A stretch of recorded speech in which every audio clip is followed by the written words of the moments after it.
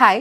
ഓസ്ട്രേലിയയിൽ student visa ചെയ്ത് കഴിഞ്ഞതിന് ശേഷം പിന്നെ എന്ത് ചെയ്യണമെന്ന് അറിയാതെ ഒരുപാട് സ്റ്റുഡൻസ് എൻക്വയറി ചെയ്തിട്ടുണ്ടായിരുന്നു ബി ഇന്റർനാഷണലിൽ. സോ അവർക്കൊരു റിപ്ലൈ പോലെയാണ് നമ്മൾ ഈ വീഡിയോസ് പ്രസന്റ് ചെയ്യുന്നത്.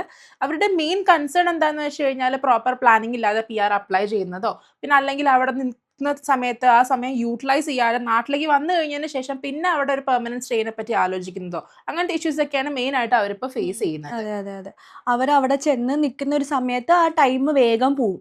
അവർ ചിന്തിക്കുന്ന അവസാന വർഷം ആവട്ടെ അല്ലെങ്കിൽ അവസാന മന്ത് ആവട്ടെ, അപ്പം ഞാൻ ഇത് എക്സ്റ്റെൻഡ് ചെയ്യാം അല്ലെങ്കിൽ ഞാൻ ആ സമയത്ത് PR-നെ കുറിച്ച് ആലോചിക്കാം എന്നൊക്കെ തിങ്ക് ചെയ്യും.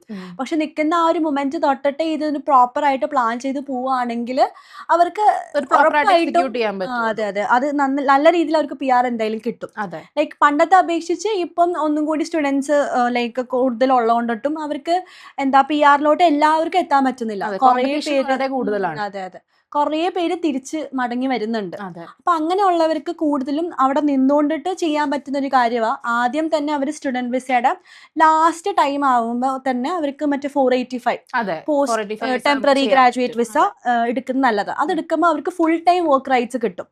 ഓൾമോസ്റ്റ് ചിലപ്പം ഒരു 2 years തൊട്ടിട്ട് അവർക്ക് ഈ ലൈക്ക് ഈ ഒരു വിസ എക്സ്റ്റൻഷൻ അല്ലെങ്കിൽ ഈ വിസ ചെയ്യാൻ പറ്റുന്നത്.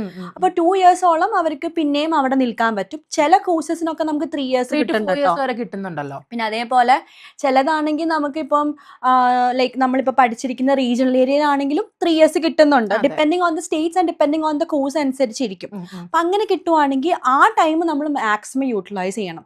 ആ ടൈം നമുക്കൊരു ഓപ്പർച്യൂണിറ്റി പോലെ കിട്ടുക. നമുക്ക് വർക്ക് ചെയ്യാനുള്ള ഫുൾ റൈറ്റ്സും കിട്ടി. അതേപോലെ തന്നെ നമുക്ക് ആ ടൈമിൽ തന്നെ നമ്മുടെ ഈ PR-നുള്ള ഒരു സ്റ്റെപ്പ് പോലെ അതെ, ജോബ് സെർച്ച് ചെയ്യണം എന്നുണ്ടെങ്കിൽ അതാണെങ്കിലും നമുക്ക് പാരലി തന്നെ കൊണ്ടുപോകാനായിട്ടാണെങ്കിലും പറ്റും. അതെ അതെ അതെ അപ്പൊ ആ ഒരു ടൈം മാക്സിമം നിങ്ങൾ സ്റ്റുഡൻസ് യൂസ് ചെയ്യാൻ നോക്കുക. അതാണ് എപ്പോഴും നല്ലൊരു കാര്യം. ആ ഒരു ടൈമിൽ ഇപ്പം നിങ്ങൾ ഫോർ എക്സാമ്പിൾ ഇപ്പം നിങ്ങളൊരു IT പഠിച്ച ഒരാളാണ്.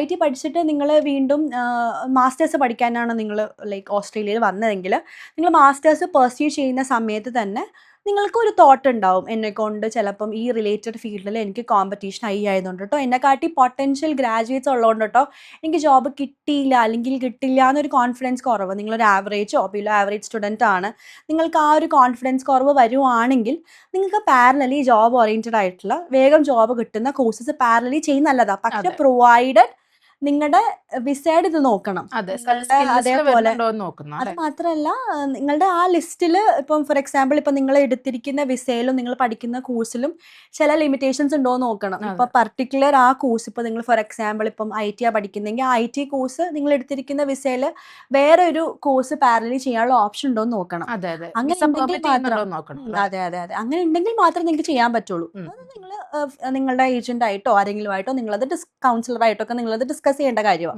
അപ്പം അങ്ങനെ നിങ്ങൾക്ക് ചെയ്യാനുള്ള ഒരു ഓപ്ഷൻ നിങ്ങൾക്ക് കിട്ടുവാണെങ്കിൽ നിങ്ങളത് ചെയ്യണം. ഇപ്പം നിങ്ങളൊരു മാസ്റ്റേഴ്സ് ഇൻ IT ചെയ്യുന്ന ഒരാൾ പാരലി നിങ്ങളിപ്പോൾ ഒരു കാർപ്പൻട്രി കോഴ്സോ അല്ലെങ്കിൽ ഒരു ലൈക്ക് ഏതെങ്കിലും ഒരു ഡിപ്ലോമ കോഴ്സോ അല്ലെങ്കിൽ അതെ അതെ അല്ലെങ്കിൽ കുക്കറി കോഴ്സോ അങ്ങനത്തെ അതെ അതെ അങ്ങനത്തെ കോഴ്സസ് ഒക്കെ ചെയ്ത് കഴിഞ്ഞാൽ ഒരു ഉപകാരം എന്താ വെച്ചാൽ നിങ്ങൾക്ക് ഉടനെ എന്തായാലും ജോലി കിട്ടും. അപ്പം ലൈക്ക് നിങ്ങൾക്ക് കറന്റ്ലി ഇന്ന് സർവൈവ് ചെയ്യാനായിട്ട് പിന്നെ ഫ്യൂച്ചറിൽ പറ്റും. വേണമെങ്കിൽ നമുക്ക് നമ്മുടെ എഡ്യൂക്കേഷൻ വെച്ച് തന്നെ നോക്കാനായിട്ടാണെങ്കിലും കുറച്ചുകൂടി നമുക്ക് എളുപ്പമായിരിക്കും. എളുപ്പമായിട്ട് അത് പറ്റും. അപ്പം അങ്ങനെ നോക്കുന്നതാണെങ്കിൽ കുറച്ചും കൂടി നല്ലതായിരിക്കും. നിങ്ങൾക്ക് കോൺഫിഡൻസ് ഇല്ലെങ്കിൽ മാത്രം കേട്ടോ. ബിക്കോസ് ഈ IT ഫീൽഡ്സ് എന്നൊക്കെ പറയുമ്പോൾ കുറച്ചുകൂടി കോമ്പറ്റീഷൻസ് കൂടുതലാണ് ജോബ് കിട്ടാനായിട്ട്. നിങ്ങൾ ഓറിയന്റഡ് ആയിട്ടോ നിങ്ങൾ ഫസ്റ്റ് ഇയർ തൊട്ടിട്ട് നിങ്ങൾ ജോബ് ഓറിയന്റഡ് തിങ്ക് ചെയ്ത് നിങ്ങൾക്ക് ജോബ് കിട്ടുന്ന അത്രയും ഷുവർ ആയിട്ട് ഒരാളാണെങ്കിൽ പ്രോബ്ലം ഒന്നുമില്ല. അല്ലാത്ത പക്ഷെ നിങ്ങൾക്കൊരു ലാക്ക് ഓഫ് കോൺഫിഡൻസ് വരികയാണെങ്കിൽ അങ്ങനെ പോകുന്നതായിരിക്കും ഒരു ബെറ്റർ ഓപ്ഷൻ. അത് നിങ്ങൾക്ക് അങ്ങനെ ചെയ്യാം. കാരണം ഈ പ്ലംബിംഗ് പോലത്തെ ജോലിയൊക്കെ ആകുമ്പോഴേക്കും പെർമനന്റ് റെസിഡൻസിക്ക് ആണെങ്കിലും കുറച്ചുകൂടി എളുപ്പം ഉണ്ടാവുമല്ലോ. കറന്റ്ലി നമുക്ക് അതൊന്ന് സെക്യൂർ ചെയ്ത് കഴിഞ്ഞതിന് ശേഷം നമുക്ക് വേണമെങ്കിൽ നമ്മുടെ പ്രൊഫഷൻ വെച്ച് തന്നെ കണ്ടിന്യൂ ചെയ്യാനാണെങ്കിലും കുഴപ്പമില്ലല്ലോ. അതെ അതെ ഇപ്പൊ അവിടെ തന്നെ നമ്മൾ ഈ പ്ലംബിംഗ് പോലത്തെ അല്ലെങ്കിൽ കാർപ്പൻട്രി പോലത്തെ സർട്ടിഫൈഡ് കോഴ്സസ് നമ്മൾ അവിടെ തന്നെ എടുക്കുവാണെങ്കിൽ നമുക്ക് ഒന്നും കൂടി ഈ സ്കിൽ അസസ്മെന്റ് ഒക്കെ ചെയ്യാൻ ഒന്നും കൂടി ഈസി പാത്വേ ആയിരിക്കും. അതെ. അപ്പം നമുക്കത് വേഗം നമുക്ക് ചെയ്തെടുക്കാൻ പറ്റും. അപ്പം നമ്മൾ വേഗം ആ സ്കിൽ അസസ്മെന്റ് ചെയ്ത് കഴിഞ്ഞാൽ നമുക്കത് ഹെൽപ്ഫുള്ളാണ്. നമ്മൾ ഇതിൽ ശ്രദ്ധിക്കേണ്ട ഒരു കാര്യം എന്താണെന്ന് വെച്ച് കഴിഞ്ഞാൽ നമ്മൾ ഈ 485 വിസ നമ്മൾ എടുത്തു അല്ലെങ്കിൽ നമ്മളത് ചെയ്തു. അപ്പം നമ്മൾ ഫോർ എക്സാമ്പിൾ ഇപ്പം നമ്മൾ 485 എടുക്കുന്നത് എൻ്റെ വിസ ഇപ്പോൾ തീരുന്നത് എക്സ്പയർ ആവുന്നത് ഈ ജൂലൈയിലാണെങ്കിൽ ഞാനൊരു ജൂണിലേ അത് അപ്ലൈ ചെയ്തിട്ടു. അപ്പം ജൂണിൽ അപ്ലൈ ചെയ്ത ആ മൊമെന്റിൽ നമുക്ക് ബ്രിഡ്ജിംഗ് വിസ കിട്ടും. അപ്പോൾ വൺസ് നെക്സ്റ്റ് വിസ കിട്ടുന്നവരെ ഈ 485 എന്നാണോ അതിന്റെ വാലിഡിറ്റി തീരുന്നത്, 485 എന്നാണോ സാങ്ഷൻ ആവുന്നത് ആ നമ്മുടെ ആ. പ്രീവിയസ് വിസ എന്നാണോ എൻഡ് ആവുന്നത് ആ ഒരു ടൈം പീരീഡിൽ നമുക്ക് ബ്രിഡ്ജിംഗ് വിസയിലാണെങ്കിൽ നമുക്ക് അവിടെ നിൽക്കാനായിട്ട് പറ്റും. അതെ അതെ. അപ്പൊ നമുക്ക് ഒന്നും കൂടി ഹെൽപ്ഫുള്ളാ. നമുക്ക് ആ പീരീഡ് അവിടെ കവർ ചെയ്ത് പോകും, പ്രശ്നമൊന്നുമില്ല.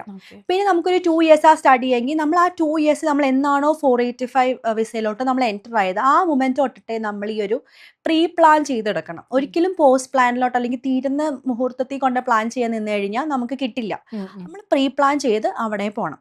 സോ നമ്മൾ ഫസ്റ്റ് സ്റ്റെപ്പ് ഈ 485 കഴിഞ്ഞു കഴിഞ്ഞാൽ നമ്മൾ തിങ്ക് ചെയ്യേണ്ടത് നമ്മൾ എന്തായാലും ഒബ്വിയസ്ലി നമ്മൾ ജോബ് നോക്കും. നമ്മൾ ജോബ് നോക്കി നമുക്ക് റിലേറ്റഡ് ഫീൽഡിൽ തന്നെ ജോബ് കിട്ടും എന്ന് ഉറപ്പുണ്ട്, നമുക്ക് കിട്ടി എന്നുണ്ടെങ്കിൽ അങ്ങനെ തന്നെ പോവാം.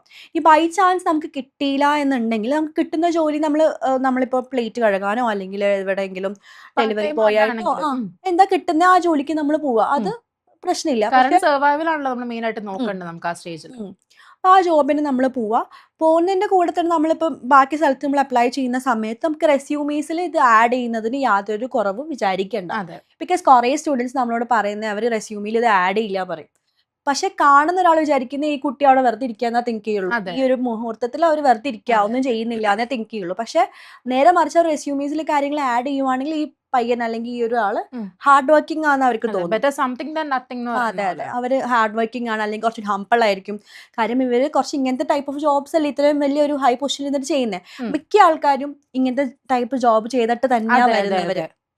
അപ്പൊ അതുകൊണ്ടിട്ട് ആ ഒരു കൺഫ്യൂഷൻ അവിടെ ഉണ്ടാവില്ല. അപ്പൊ നമ്മൾ എപ്പോഴും റെസ്യൂമിൽ അത് ആഡ് ചെയ്ത് നല്ലതായിരിക്കും. പിന്നെ അടുത്തൊരു മെയിൻ ആയിട്ടുള്ള കാര്യം എന്ന് വെച്ച് കഴിഞ്ഞാൽ നമ്മൾ ഈ പോയിന്റ്സ് കാൽക്കുലേറ്റ് ചെയ്യുന്ന ഒരു കാര്യമാണ്. നമ്മൾ ഇപ്പോഴേ തന്നെ ഈ സ്റ്റെപ്പിൽ തന്നെ നമ്മൾ ഈ പോയിന്റ്സ് കാൽക്കുലേറ്റ് ചെയ്യുന്നത് നന്നായിരിക്കും. അതെ അതെ, കാരണം നമുക്കിപ്പോൾ എന്താ പറയുക, ഒരു മെക്കാനിക്കൽ എഞ്ചിനീയർ ആണ് നമ്മുടെ ക്വാളിഫിക്കേഷൻ വരുന്നതെങ്കിൽ നമ്മൾ നാട്ടിൽ വെച്ചിട്ടുള്ള എഡ്യൂക്കേഷൻ ആണ് നമ്മൾ സ്റ്റാർട്ട് ചെയ്തിട്ടുള്ളതെന്നാണെങ്കിൽ നമ്മളുടെ ബേസിക് എഡ്യൂക്കേഷനുള്ള പോയിന്റ്സും നമുക്ക് നാട്ടിലൊരു 3 വർഷം എക്സ്പീരിയൻസ് ഉണ്ടെന്നാണെങ്കിൽ അതിൻ്റെ പോയിന്റ്സും നമ്മുടെ ഏജിൻ്റെ ആണെങ്കിലും കറണ്ട് മാരിറ്റൽ സ്റ്റാറ്റസിൻ്റെ ആണെങ്കിലും പിന്നെ നമ്മൾ ലാംഗ്വേജ് ടെസ്റ്റ് ചെയ്തിട്ടുണ്ടെന്നാണെങ്കിൽ അതിൻ്റെ ആണെങ്കിലും ഇത്രയും കാര്യങ്ങളുടെ പോയിന്റ്സ് കൂട്ടുമ്പോൾ നമുക്ക് എത്രയാണോ കിട്ടുന്നത്, ലെറ്റ്സ് ഇമാജിൻ 65 പോയിന്റ്സ് ഉണ്ട് എന്ന് വിചാരിക്കാം. അപ്പോൾ കറണ്ട് ഡെമോഗ്രാഫിക്കിൽ നമുക്ക് ഒരു മെക്കാനിക്കൽ എഞ്ചിനീയറിംഗ് ഉള്ളവർക്ക് PR എത്ര പോയിന്റ്സ് ആണ് വരുന്നതെന്നുള്ളതാണ് അത് നോക്കേണ്ടത്. ഇപ്പൊ നമുക്ക് 65 പോയിന്റ്സ് ഉള്ളൂ, ബട്ട് മെക്കാനിക്കൽ എഞ്ചിനീയേഴ്സിന് 85 പോയിന്റ്സിലാണ് സെലക്ഷൻ കിട്ടുന്നതെന്നുണ്ടെങ്കിൽ നമുക്ക് ആ റിമൈനിങ് എത്ര പോയിന്റ് ഉണ്ടോ അതെങ്ങനെ സെക്യൂർ ചെയ്യാമെന്നാണ് നമ്മൾ രണ്ടാമത് ചിന്തിക്കുന്നത്. അതെ അതെ, അത് ആക്ച്വലി ഈ ഒരു പോയിന്റിൽ തന്നെയാണ് നിങ്ങൾ അത് കൺസിഡർ ചെയ്യേണ്ടത്. അതായത് ഇപ്പം നിങ്ങൾ ഈ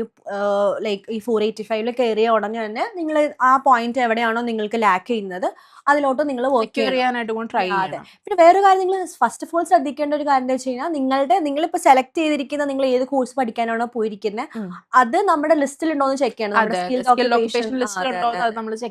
ആദ്യമേ ചെക്ക് ചെയ്യണം. ഇനി ബൈ ചാൻസ് നിങ്ങൾ പഠിക്കുന്ന ഒരു കോഴ്സ് അവിടെ ഇല്ല, PR പോസിബിലിറ്റി ഇല്ല, PR പോസിബിലിറ്റി അല്ല, ഈ ഓക്യുപ്പേഷൻ ലിസ്റ്റിൽ ഇല്ലാത്ത ഒരു പ്രൊഫഷൻ ആണ്, ലൈക്ക് സ്റ്റഡി ആണ് നിങ്ങൾ പഠിക്കാൻ പോയതെങ്കിൽ നിങ്ങൾ പാരലലി നിങ്ങൾ വേറെ ഏതെങ്കിലും ഡിപ്ലോമ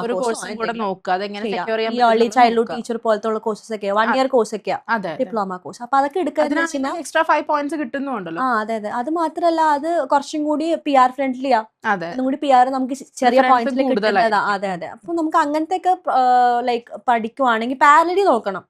ഇനീഷ്യൽ സ്റ്റേജിൽ തന്നെ നിങ്ങൾ ഇതൊക്കെ തിങ്ക് ചെയ്തിട്ട് വേണം ചെയ്യാനായിട്ട്. പ്രോപ്പർ പ്ലാനിങ് ഇല്ലാണ്ട് സ്റ്റാർട്ട് ചെയ്ത് കഴിഞ്ഞാൽ ലാസ്റ്റ് ആ സമയത്ത് കൈകാലിട്ട് അടിക്കുന്ന പോലെയാണ്. അതെ അതെ, അത് ഭയങ്കരമായിട്ട് ബുദ്ധിമുട്ടുണ്ടാക്കും നിങ്ങൾക്ക്. അപ്പോൾ ഈ പോയിന്റ്സ് കാൽക്കുലേഷനിൽ ഇപ്പോൾ ഫോർ എക്സാമ്പിൾ ഇപ്പോൾ നമ്മളിപ്പോൾ ഒരു മെക്കാനിക്കൽ എഞ്ചിനീയറിന് പറഞ്ഞ പോലെ ഒരു 20 പോയിന്റ്സ് ആണ് ആൾക്ക് അവിടെ ലാക്ക് വരുന്നത്. അപ്പോൾ അയാൾക്ക് ചെയ്യാൻ പറ്റുന്ന ഒരു കാര്യം നാറ്റി എക്സാം എഴുതാം. അതെ, 5 പോയിന്റ്സ്. നാറ്റി എക്സാം ബേസിക്കലി എന്ന് പറഞ്ഞ ഒരു കമ്മ്യൂണിറ്റി ലാംഗ്വേജ് എക്സാമാണ്. അത് ആക്ച്വലി നമ്മുടെ ലാംഗ്വേജ് മലയാളമാണ്, നമ്മുടെ റീജിയൻ ലാംഗ്വേജ് മലയാളമാണ്. നമ്മൾ ഈ എക്സാം ഇംഗ്ലീഷ് ആയിരിക്കും, ഇംഗ്ലീഷിൽ ചിലപ്പോൾ മേ ബി ഒരു എക്സേ പോലെ ആയിരിക്കും. നമ്മളത് നമ്മുടെ റീജിയൻ ലാംഗ്വേജിലോട്ട് കൺവേർട്ട് ചെയ്ത് ഒരു എന്താ പറയാ ട്രാൻസ്ലേഷൻ ചെയ്യുന്നത്. അതാണ് ഈ ബേസിക്കലി എക്സാം പറയുന്നത്. അതിന് നമ്മളത് ക്ലിയർ ചെയ്ത് കഴിഞ്ഞാൽ നമുക്കൊരു സർട്ടിഫിക്കേഷൻ കിട്ടും. അത് നമുക്ക് 5 പോയിന്റ്സാണ് കിട്ടുന്നത്. പിന്നെ വേറെ ഒരു ഓപ്ഷൻ എന്ന് പറയുന്നത് നമ്മുടെ ഇംഗ്ലീഷ് ഇംപ്രൂവ് ചെയ്യാൻ പറ്റും. അതെ അതെ, ലാംഗ്വേജ് ഇംപ്രൂവ് ചെയ്യാനായിട്ട് ഇപ്പം നമ്മൾ കോമ്പിറ്റൻസ് സ്കോർ എടുത്തിട്ടുള്ളൂ എന്നാണെങ്കിൽ നമുക്ക് പ്രൊഫഷൻ സ്കോറിലേക്ക് അത് കൺവേർട്ട് ചെയ്യാൻ പറ്റുവാണെങ്കിൽ നമുക്ക് ഓട്ടോമാറ്റിക്കലി 10 പോയിന്റ്സ് ആണ് നമുക്ക് കൂടുന്നത്. അപ്പം അതിന്റെ കൂടെ നമുക്ക് ഈ നാറ്റിയും കൂടെ ആഡ് ചെയ്യുമ്പോഴേക്കും 15 പോയിന്റ്സ് നമുക്ക് ഡയറക്റ്റ് ഒരു ജമ്പ് ആണ് വരുന്നത്. സോ പിന്നെ നമ്മൾ സുപ്പീരിയർ ഇംഗ്ലീഷ് ആയാലും അത്യാവശ്യം 10 പോയിന്റ്സും കൂടെ, അപ്പൊ 20 പോയിന്റ്സ് നമുക്ക് കിട്ടുമ്പോഴേക്കും നമുക്ക് ആ ഗ്യാപ്പ് നമുക്ക് ഓൾറെഡി അത് കവേർഡ് ആയി. 25 പോയിന്റ്സ് നമുക്ക് നാറ്റിയും കൂടെ ആഡ് ചെയ്യുവാണെങ്കിൽ അപ്പൊ അത്യാവശ്യം ലാംഗ്വേജ് ഉള്ള ഒരാളാണെങ്കിൽ അയാൾക്ക് ഈസി ആയിട്ട് 20 സ്കോർ വാങ്ങിക്കാൻ പറ്റും. അപ്പൊ തന്നെ നമ്മുടെ ഈ ജമ്പ് നമ്മുടെ ആ വരുന്ന 85 ജമ്പ് അവിടെ ഓട്ടോമാറ്റിക്കലി അവിടെ കവർ Covered ആയി. ആയിട്ടുണ്ട്. പിന്നെ നാറ്റ് കിട്ടിക്കാൻ ഒരു 5 പോയിന്റ്സ്. അതെ. പിന്നെ ഇപ്പൊ നമ്മൾ IT അല്ലെങ്കിൽ എഞ്ചിനീയറിംഗ് ഒക്കെ പഠിച്ച ഒരാളാണെങ്കിൽ അയാൾക്ക് പ്രൊഫഷണൽ ഇയർ ചെയ്യാനുള്ള ഒരു ഓപ്ഷൻ ഉണ്ട്. അപ്പൊ ബേസിക്കലി നമ്മൾ ഈ പ്രൊഫഷണൽ ഇയർ നമ്മൾ ലാസ്റ്റിലോട്ട് വെക്കാതെ നമ്മൾ ആദ്യം തന്നെ ചെയ്ത് ഈ ഗ്രാജുവേറ്റ് ഫീസിൽ ഇരിക്കുന്ന സമയത്ത് തന്നെ നമ്മൾ അത് ചെയ്ത് പോയി കഴിഞ്ഞാൽ 1 ഇയർ കോഴ്സാ. നിങ്ങൾ 5 ഡേയ്സ് വീക്ക്ലി വർക്ക് ചെയ്യുവാണെങ്കിൽ ബാക്കി സാറ്റർഡേ സൺഡേ ഉണ്ട്.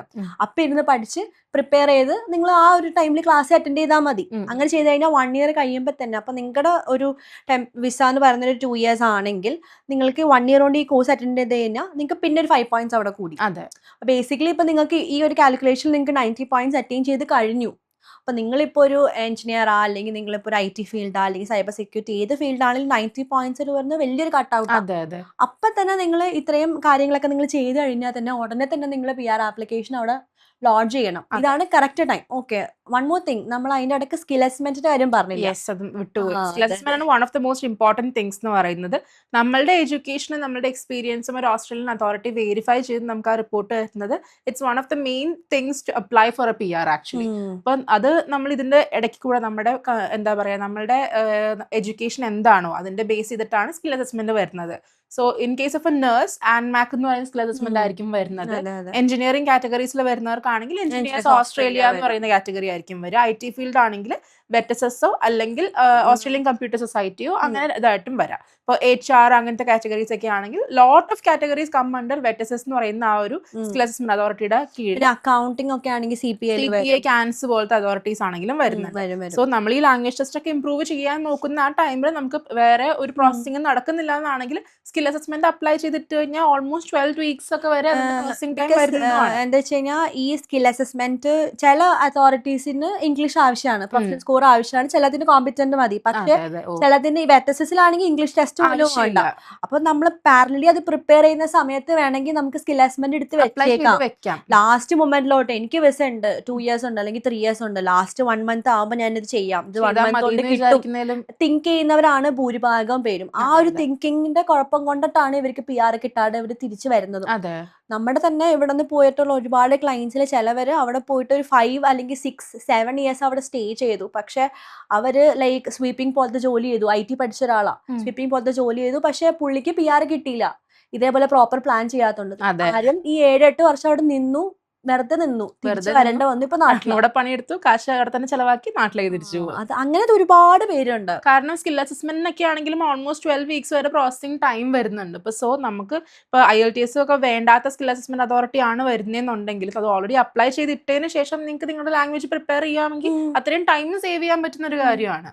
അതെ അതെ. ഇപ്പൊ നമ്മളോട് തന്നെ എൻക്വയറി ചെയ്തിട്ടുള്ള ഒരുപാട് ക്ലയൻസിന്റെ പ്രൊഫൈൽസ് നമ്മൾ എടുക്കുമ്പോൾ നല്ല പ്രൊഫൈൽസാ, നല്ല ഇൻസ്റ്റിറ്റ്യൂട്ടിൽ അവിടെ നിന്ന് പഠിച്ചു, പക്ഷെ എന്തോ ഒരു കാരണം കൊണ്ടിട്ട് അവർ തിരിച്ചു വരേണ്ടി വന്നു. തിരിച്ചു വന്നതിന് ശേഷം ഇവർ ഇവിടെ നിന്നിട്ട് PR അപ്ലൈ ചെയ്യാൻ നോക്കുമ്പോൾ എന്തോ ഒരു ഇത് കൊണ്ടിട്ട് അപ്പോഴും അവർക്ക് അവിടെ എത്താൻ പറ്റുന്നില്ല. ചെയ്യാതെ നാട്ടിൽ വന്ന് ചെയ്യുമ്പോഴേക്കും കുറച്ചുകൂടി ഡിഫിക്കൽട്ടി ലെവൽ കൂടാണ്. അതെ അതെ.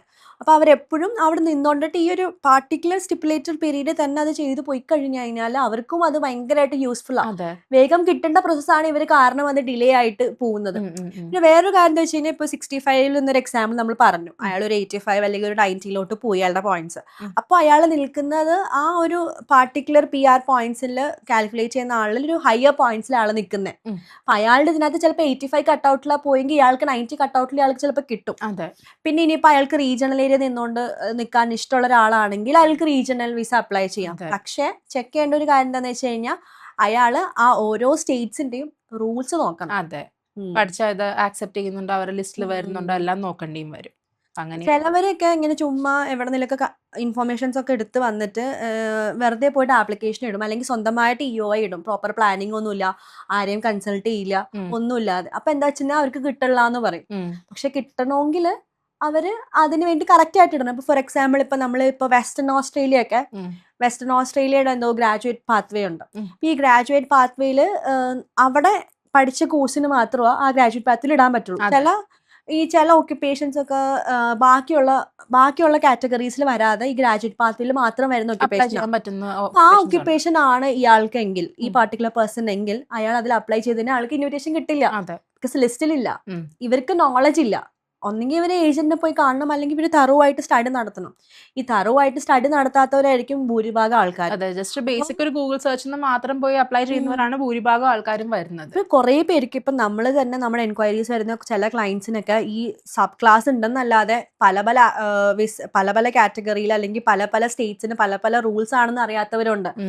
ROI എന്താണെന്ന് അറിയാത്തവരുണ്ട്. അതെ അതെ. ഇവരൊക്കെ തോന്നുന്ന പോലെ ഇട്ട് വെച്ചിട്ട് പറയും നമുക്ക് കിട്ടുന്നില്ല എന്ന്. അത് പ്രോപ്പർ ആയിട്ട് ഒരു മൈഗ്രേഷൻ ഏജന്റിനെ കണ്ട് 1-on-1 കൺസൾട്ടേഷൻ എടുത്ത് നിങ്ങളുടെ കൺസേൺസ് ഒക്കെ പറഞ്ഞ് നിങ്ങളുടെ എല്ലാ കാര്യങ്ങളും പറഞ്ഞ് ഡോക്യുമെന്റ്സ് ഒക്കെ കൊടുത്ത് അങ്ങനെയാണ് നമുക്ക് ഒരിക്കലും എവിടെ എത്താൻ പറ്റുള്ളൂ. അതെ, സക്സസ്ഫുള്ളി ഒരു EOI ഫയൽ ചെയ്യണം എന്നുണ്ടെങ്കിൽ അല്ലെങ്കിൽ ഒരു പ്രോപ്പർ പ്രോസസ്സിംഗ് കംപ്ലീറ്റ് ചെയ്യണം എന്നുണ്ടെങ്കിൽ നമുക്ക് അതിൽ എക്സ്പീരിയൻസ്ഡ് ആയിട്ടുള്ള ഒരു സ്റ്റാഫിന്റെ അടുത്തോ അല്ലെങ്കിൽ പ്രോപ്പർ ആയിട്ടുള്ള റിസർച്ച് കണ്ടക്ട് ചെയ്ത് കഴിഞ്ഞാൽ മാത്രമേ നമുക്കത് സക്സസ്ഫുള്ളി കംപ്ലീറ്റ് ചെയ്യാൻ പറ്റുള്ളൂ.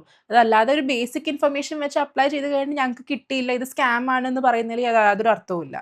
ഇത് വെച്ചാൽ ഇവർക്കൊക്കെ ലിമിറ്റഡ് നോളജസ് ഒക്കെ ഉണ്ടാവുന്നത്. ഈ ഏജൻസ് എന്നൊക്കെ പറഞ്ഞാൽ അവർ പല കേസസും ഹാൻഡിൽ ചെയ്യുന്നവരായിരിക്കും ഏജൻസ് എന്ന് പറയുന്നത്. അപ്പൊ അവർക്ക് പല സിനാരിയോസൊന്നും തിങ്ക് ചെയ്ത് പറയാൻ അറിയാൻ പറ്റും. അപ്പം ആ ഒരാളുടെ ഒരു ഡെഡിക്കേഷനോടെ നിങ്ങൾ ചെയ്യുവാണെങ്കിൽ ഒന്നും കൂടി നിങ്ങൾക്ക് അത് ഹെൽപ്ഫുൾ ആയിരിക്കും. ബിക്കോസ് നിങ്ങൾക്ക് 1-on-1 കൺസൾട്ടേഷൻ കിട്ടി നിങ്ങളുടെ കാര്യങ്ങളൊക്കെ അവതരിപ്പിച്ചു കഴിഞ്ഞാൽ ഒന്നും കൂടി നന്നായിട്ട് നിങ്ങൾക്ക് ആ പ്രോസസ്സ് ഭയങ്കര ഭംഗിയായിട്ട് കംപ്ലീറ്റ് ചെയ്യാൻ പറ്റും. ചില സ്റ്റേറ്റ്സിന് അവരുടെ നിർബന്ധമായിട്ടുള്ള ചില റൂൾസുകളൊക്കെ ഉണ്ട്. ചില ഓക്യുപ്പേഷൻ ചിലപ്പോൾ ഈ 1 year വരണം, അല്ലെങ്കിൽ നിങ്ങൾ 2 years അവിടെ മിനിമം നിങ്ങൾക്ക് എക്സ്പീരിയൻസ് വേണം, അല്ലെങ്കിൽ നാട്ടിലായിക്കോട്ടെ എവിടെ ആയിക്കോട്ടെ, അങ്ങനെയൊക്കെ കൺസേൺസ് അല്ലെങ്കിൽ അങ്ങനത്തെ കാര്യങ്ങൾ പറയുന്ന സ്റ്റേറ്റ്സ് ഉണ്ട്. അപ്പോൾ ആ സ്റ്റേറ്റ്സിലോട്ട് നിങ്ങൾ ഇട്ടാൽ പോലും നിങ്ങൾ എലിജിബിൾ ആണെങ്കിലും നിങ്ങൾക്ക് ഇൻവിറ്റേഷൻ കിട്ടണമെന്നില്ല. പിന്നെ ഒരു കാര്യം ശ്രദ്ധിക്കേണ്ടതെന്ന് വെച്ചാൽ നമ്മൾ ഇടുന്ന പോയിന്റ്സ് കാൽക്കുലേറ്റ് ചെയ്യുന്നത്. ചിലവർ നമ്മളിപ്പോൾ ക്വാളിഫിക്കേഷൻ തീർന്നിട്ടുണ്ടാവില്ല. ക്വാളിഫിക്കേഷൻ തീരുന്നതിന് മുന്നേ തന്നെ അവർക്ക് ചിലപ്പോൾ ഒരു പാർട്ട് ടൈം ജോബ് കിട്ടി. അവരെന്ത് ചെയ്യും, ആ പാർട്ട് ടൈം ജോബ് അവരെ നോമിനേറ്റ് ഓക്യുപ്പേഷൻ റിലേറ്റഡ് ആണെന്ന് പറഞ്ഞ് മെൻഷൻ ചെയ്യും, പോയിന്റ്സ് അവിടെ ഇട്ട് വെച്ചേക്കും. പക്ഷെ ഒരു പ്രശ്നം എന്താ വെച്ചാൽ പ്രോപ്പർ ആയിട്ടായിരിക്കില്ല. അപ്പം വിസ റിജക്ഷൻ പോലത്തുള്ള കാര്യങ്ങളിലോട്ട് എത്തും. 5 points അവർ കൂടുതൽ അവിടെ ആഡ് ചെയ്തിട്ടുണ്ടോ. അവരുടെ സൈഡിൽ നോക്കുമ്പോൾ കറക്റ്റ് ആണ്. കാരണം ഞാനത് പഠിച്ചിട്ടുണ്ട്, ഞാൻ ഈ ജോലി ചെയ്തിട്ടുണ്ട്, പക്ഷെ അത് കംപ്ലീറ്റ് ചെയ്തിട്ടില്ല, അതിന് ഇങ്ങനെ റൂൾസ് ആൻഡ് റെഗുലേഷൻസ് ഉണ്ടെന്ന് അവർ അവെയർ അല്ല. നമ്മൾ പറയുമ്പോൾ നിങ്ങൾ തെറ്റായ ഇൻഫർമേഷൻ ആണ് പറയുന്നതെന്ന് പറയുന്ന ആൾക്കാരും ഉണ്ട്. അതെ. അപ്പൊ നമ്മൾ ഇങ്ങനെയൊക്കെ അവർ ഇട്ട് വെച്ചിട്ട് അവര് ചിലപ്പോൾ വിസ കിട്ടിയിട്ടുണ്ടാവും, അവർ വിസക്ക് അപ്ലൈ ചെയ്തിട്ടുണ്ടാവും. ഇൻവിറ്റേഷൻ കിട്ടി വിസക്ക് അപ്ലൈ ചെയ്ത് കഴിയുമ്പോഴായിരിക്കും അവർ സ്ക്രൂട്ടിനി ചെയ്യുമ്പോഴായിരിക്കും വിസ റിജക്ഷൻ വരുന്നത്. അപ്പൊ അത്രയും വലിയൊരു ഹ്യൂജ് എമൗണ്ട് അടച്ചു കഴിഞ്ഞ് വിസ റിജക്ഷൻ വരുമ്പോൾ ഭയങ്കര ബുദ്ധിമുട്ടാവും. പ്രോപ്പർ ആയിട്ട് അവര് അതിനെ കുറിച്ചിട്ട് സ്റ്റഡി നടത്താതെ, ഫീൽഡ് സ്റ്റഡി ഒന്നും നടത്താതെ ഇവർ ഗ്രൗണ്ടിലോട്ട് ഇറങ്ങി ഇങ്ങനെ ചെയ്യുമ്പോഴാണ് ആ ഒരു ബുദ്ധിമുട്ട് വരുന്നത്. ഇതൊക്കെയാണ് മേജർ ആയിട്ട് സ്റ്റുഡൻസ് ഫേസ് ചെയ്തിട്ടുള്ള കൺസേൺസും കാര്യങ്ങളൊക്കെ. നമ്മൾ ഓൾമോസ്റ്റ് എല്ലാ ടോപ്പിക്സും കവർ ചെയ്തിട്ടുണ്ട്. ഇനി കൂടുതലായിട്ട് നിങ്ങൾക്ക് എന്തെങ്കിലും അറിയാനുണ്ടെങ്കിൽ ഞങ്ങളുടെ 1-on-1 കൺസൾട്ടേഷൻ ഉണ്ട്, അതെടുക്കാം. അതർവൈസ് നിങ്ങൾക്ക് എന്തെങ്കിലും ഡൗട്ട്സ് ഉണ്ടെങ്കിൽ കമൻസിൽ ആഡ് ചെയ്യാം. നമ്മളത് അടുത്തൊരു വീഡിയോ ആയിട്ട് ചെയ്യുന്നതായിരിക്കും. പിന്നെ ഇതേപോലത്തെ വേറെ കുറേ ടോപ്പിക്സുകളെ കുറിച്ചിട്ടും വേറെ കുറേ ഇൻഫോർമേറ്റീവ് കണ്ടന്റ്സും നമ്മൾ ഇനി ഓൺ ഗോയിങ് വീഡിയോസിൽ നമ്മൾ ഇടുന്നതായിരിക്കും. കൂടുതൽ ഇൻഫോർമേറ്റീവ് വീഡിയോസിനായി ബി ഇന്റർനാഷണലിനെ ഫോളോ ചെയ്യുക. അതേപോലെ നിങ്ങൾക്ക് എന്തെങ്കിലും റിലേറ്റഡ് ആയിട്ടുള്ള ഡൗട്ട്സ് ഉണ്ടെങ്കിൽ ഞങ്ങളെ കോൺടാക്ട് ചെയ്യാവുന്നതാണ്.